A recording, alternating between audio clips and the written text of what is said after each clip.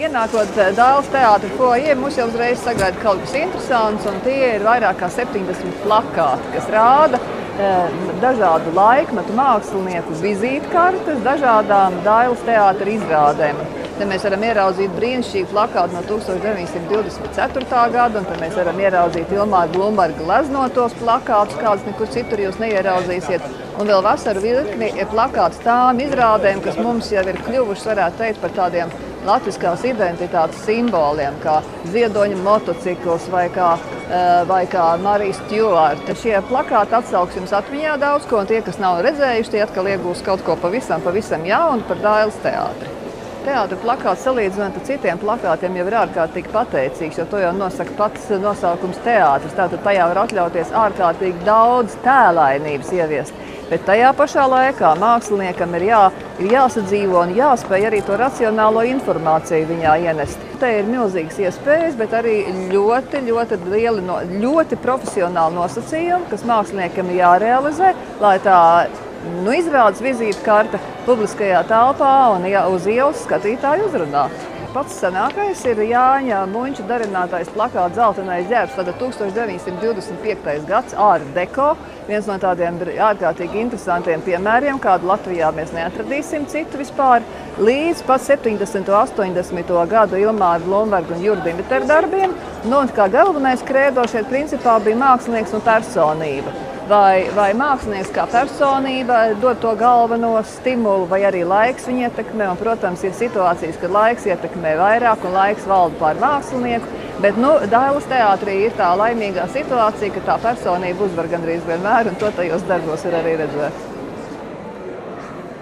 Parasti šie kostīmi viņi domā par gabalu, tāpēc ir daudzi kostīmi nenonāca līdz kastē, tāpēc, ka viņi ir parasti palikuši pa gabalu visiem ļoti spilgti un spēcīgi. Un ja mēs negribējām sabojāt šo iespēju, ka viņš ir tuvu, tad arī kādam tā labā iztēle, var vienkārši, viņš tā kā bišķi vīlies. Un tad no otras puses daudz kostīmu atkal ir pretēji, ļoti perfekti izstrādāti, kas varbūt daudzi cilvēki nav pamanījuši vai arī nav neatcerās, ir veci pietiekami, kurus ir ļoti izcili parādīt tuvu, apdarēju un višu un tā tālāk. Pats vecākais, kas mums izdevās atrast, saglabāties, bija Šekspīra āksts 9. gada ar kodēm un tā tālāk nokritējis ļoti forši. Viena lieta, kas ir ļoti interesanti atlasīt kostīmus, kas ir ļoti aizraujošs darbs un pētīt tieši, kā es teicu, to domāšanu dažādo laika gaitā un tā tālāk. Un otrs interesantais, kas mums vienmēr ir interesanti bijis, kā to pasniegt. Un ja no visām izrādēm, kas ir tiešām vecas, lielākā daļa, kas tikai saglabājas ar kostīmus, tad mums bija tā kāda ideja par to, ne tas pokainība, bet kaut ko tādu, kas tas vienīgais, kas ir palicis no tā visa. Un atkal izstādīt vienkārši vestibilā, tas pilnīgi liks, cilvēks neizjutīs neko no tā praktiski. Viņam traucēs 100 blakus efekti. Tāpēc radās ideja par šo telpu nodalīto kasti. Kritērijs, kāpēc atlasījām, bija tieši tas, kā mums, kas mūs konkrēti tajā uzrunā, ir tieši tas, cik viņš interesants šodien, kad tā viņi ieraugi un ko tev arī šodien tas pats kostīms kaut ko pasaka. Ar arhitektūru ir tā, ka mēs parasti zinām ēkas, bet ļoti reti zinām to autors, arhitektus. Un Rīgā nemaz nav tik daudz ēku, kas būtu tik nozīmīgas, lai painteresētos, kas tad īsti ir to ēku projektējis.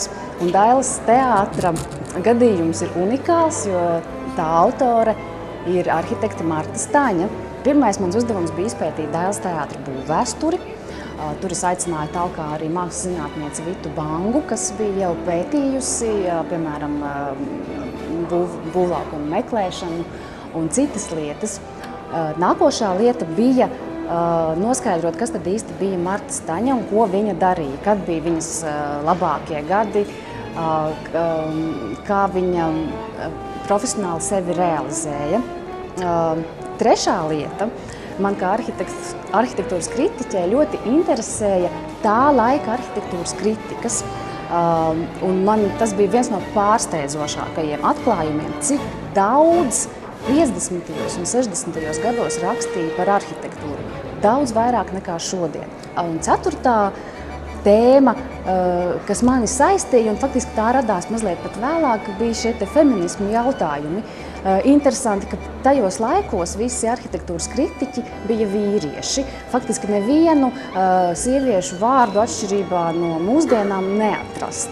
Man pašai vistuvākā un vismīļākā skice ir no 61. gada, kur faktiski gandrīz nemaz nav atkāpes, tikai nelielas no konkursa priekšlikuma, kurā Dailes teātris redzams tāds tīrs, bez neviena dekora. Ja, tur nav arī šis te cilnis, kas radās vēlāk, un kur autors ir Ojārs Feldbergs. Ir tikai šī te stieptā, horizontālā modernisma forma, stiklotā, kur arī citās skicēs redzami balles tērpos ģērbti ļaudis. Es nevaru iedomāties, ka kādā citā teātra ēkā varētu notikt tik daudzas lietas, kā piemēram tagad jubilejas sezonā. Un Dailes